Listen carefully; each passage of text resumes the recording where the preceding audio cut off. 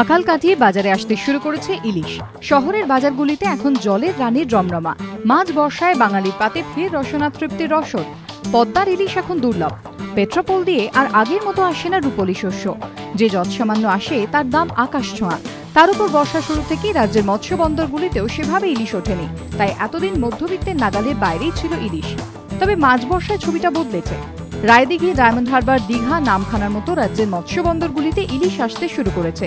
ব্যবসায়ীরা জানিয়েছেন মূলত 400 গ্রাম থেকে 800 গ্রাম ওজনের ইলিশই বেশি উঠছে। দামও 500 থেকে 800 টাকার মধ্যে। মাছ এখন প্রচুর আসছে, মানে ছোটো মাছটা প্রচণ্ড আসছে, বা এই 500 টাকা থেকে মোটামুটি শুরু। আর 700-800 গ্রাম সাইজ মাছ হচ্ছে আপনার 600 টাকা, 650 টাকা এর মধ্যে। কিন্তু বড় মাছটা খুবই কম আসছে। বড় মাছটা যাও আসছে 1200-1150-এর নিচে নেই। মাছগুলো মূলত কোথাকার মাছ? এগুলো রায়দিঘি, ডায়মন্ড, দীঘা এইসব জায়গাকার মাছ আসা শুরু করেছে। তবে বড় সাইজের ইলিশের দেখা এখনো মেলেনি। যোগান কম থাকায় 1 কেজির ওপরের পদ্মার ইলিশের দাম চড়াই রয়েছে। যদিও বাজারে ইলিশের দেখা মেলায় খুশি ক্রেতারা।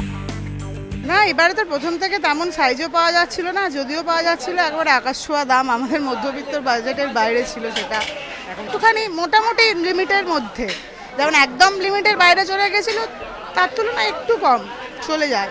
বাজার ইলিশ মধ্যে কদিন দেখছিলাম আর ছোঁয়া যাচ্ছিল না, আজকে তবে একটু ছোঁয়া যাচ্ছে গ্রাম মতো। বর্ষার শুরুতে বৃষ্টি আর ইলিশের এমন যুগলবন্দি খুব একটা দেখা যায়নি। বৃষ্টি থাকলেও শহরে ইলিশের যোগান ছিল না। তবে মাঝ বর্ষায় ইলিশের আগমনের ছবিটা এবার বদলাতে চলেছে। সঞ্চয়ন মিত্র রিপোর্ট, এবিপি আনন্দ, কলকাতা।